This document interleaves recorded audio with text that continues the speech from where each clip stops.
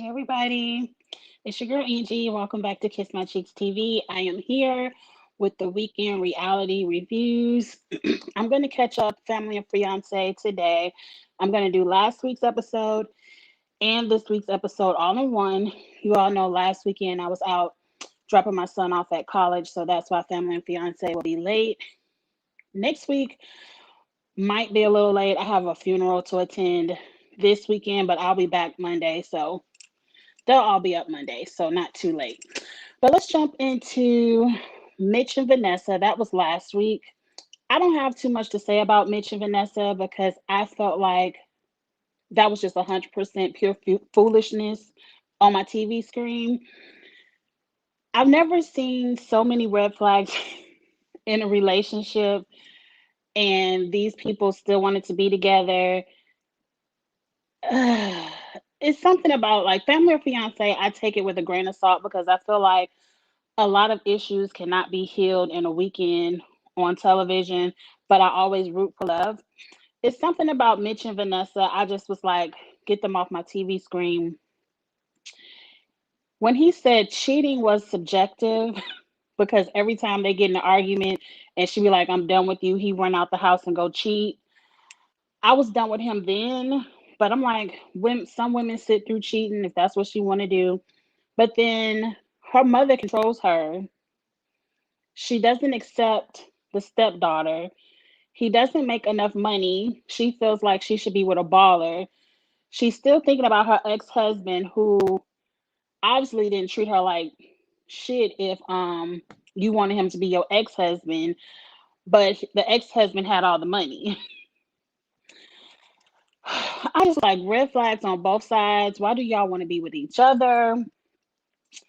Somewhere along the lines, I want to say day two, it seemed like the whole house, everyone in that house put on their best acting hats and flipped the script. Like the next day, all Vanessa had to do was, Mom, you controlling me. If you don't stop controlling me, I'm leaving. And not a mama in love with Mitch. Not a mama like, oh yes, blessings on top of blessings on top of blessings.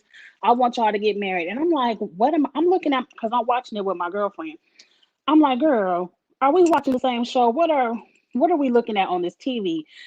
Now the family was like, well, she accepts the daughter now, so we give him a blessing. I'm like, I haven't heard her one time this whole episode say she accepts the stepdaughter.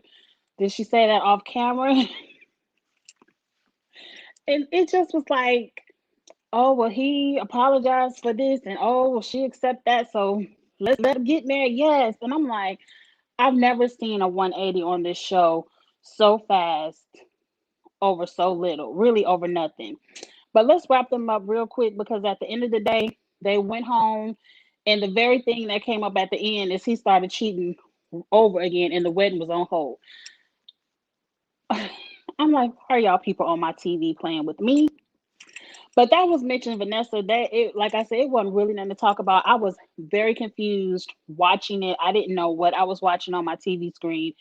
So let's move on to Katasha and Victor because this one hurt my heart a little bit more. This is one from the opening sentence. I said red flag, red flag, red flag, red flag. This girl met this man when she was 19 and he was 49. It ain't no way. Not my family. I'm gonna have something to say. I'm gonna have something to say with a 49-year-old, even looking at a 19-year-old. You just that's disgusting. That's disgusting to me. To me.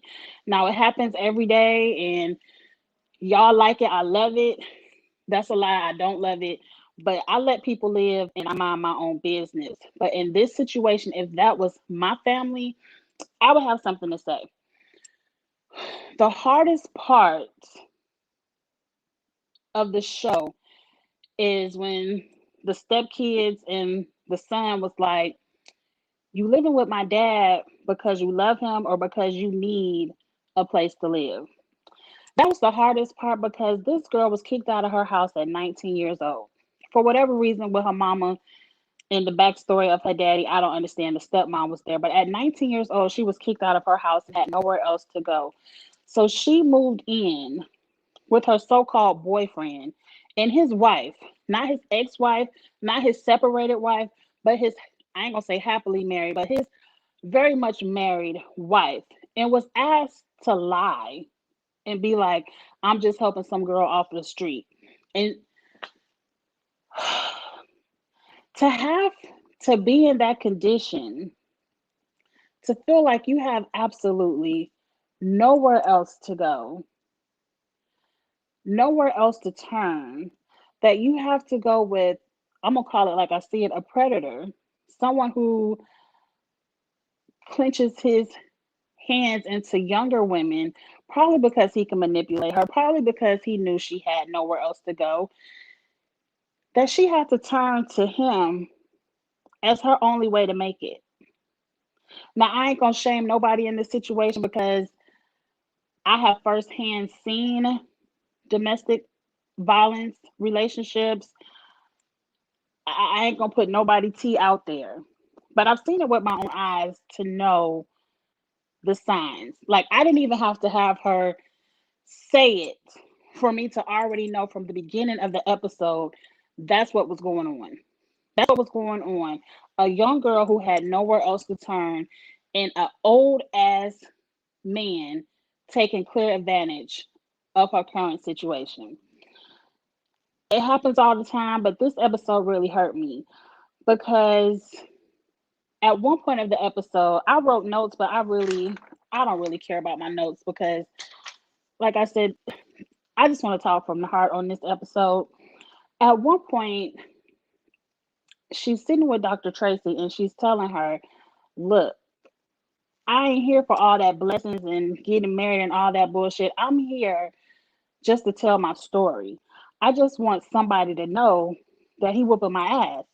When I feel like the whole time, at least his side of the family knew. His side, that son done seen it, the stepdaughter done seen it, whoever else, the brother, he know you know your brother. They've all seen it. And that's probably why he on wife number 4. They've seen him be abusive. Maybe not to her, but to know that it's going on. And no one is saying anything. What hurt the most is the stepmother. And I'm not going to be like, because I've seen some people like, well, where were you at before? Number one, that ain't her child. She said, I love her like a daughter. That's not her child. But she did open her home and was like, look, you don't have to be there with him. You can come be with me. I got a room for you. It is what it is. I got you. She was there for her now. And I felt like, Katasha, you said you was there to share your story. And I felt like Family or Fiancé was your place where you were surrounded by people where you could share your story and he can't jump on you on TV. So you had a freedom there to tell your story. It was also your opportunity, girl, to get out. It was your opportunity to get out. You said they said you were in nursing school, so obviously you have a plan to be able to provide for yourself in the future. And your stepmother said you had a room. It is so hard because I've seen it on many occasions where I've had to pack friends up, pack them up, and then no later move all that shit out their house, put them on my couch, and 2 hours later they talking about take me home. I want to go back home. That shit is the hardest, most heartbreaking thing to sit through because you know what they're going through. I also used to volunteer at a domestic violence shelter, and just to hear the stories is so heartbreaking. And all of those ladies have said no one can get you out of that until you are fed up and you have to risk your life to say, I'm willing to risk my life to get out. Maybe Katasha might not be there. It's hard because she's so young. And I feel like she's seen it with her mother. She said her father was abusive. The stepmama said the father was abusive. She's probably seen it so much she might not know any other way of life. It just broke my freaking heart. One, because I've seen it before and I was like, I was hoping she was like, Dr. Tracy, this is my only opportunity to get out. But she didn't get out. She was like, I'm still gonna stay with him. And then it was heartbreaking to see Dr. Tracy told them, I'm gonna get y'all some individual counseling. You all take 30, 60 days separate, work on yourselves, then come back together if you can. And at the end, they ain't even work on shit. They done went to the courthouse and eloped.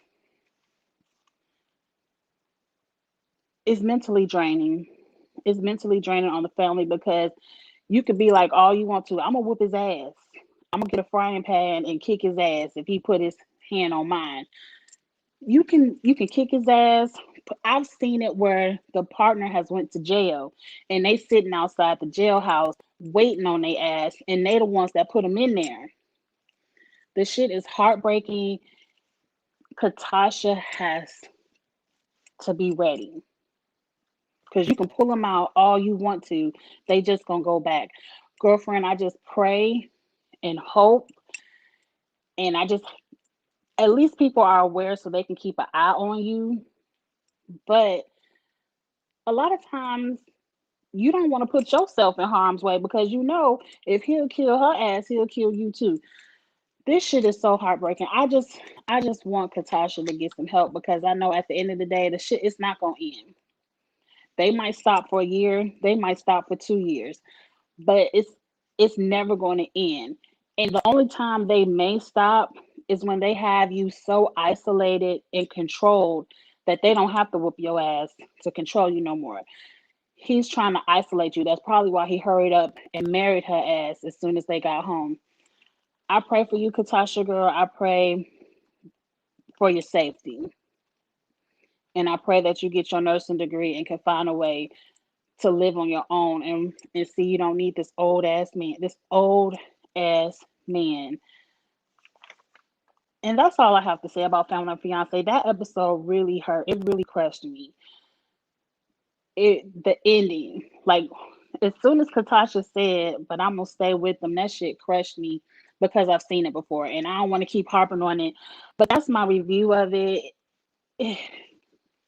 You really can't go in on nothing else because it's just a hard story that many of us, on some angle, have probably either lived through personally or been so close to it personally that you're touched by it. So get in the comments. Let me know what you think about these past two episodes of Family or Fiance.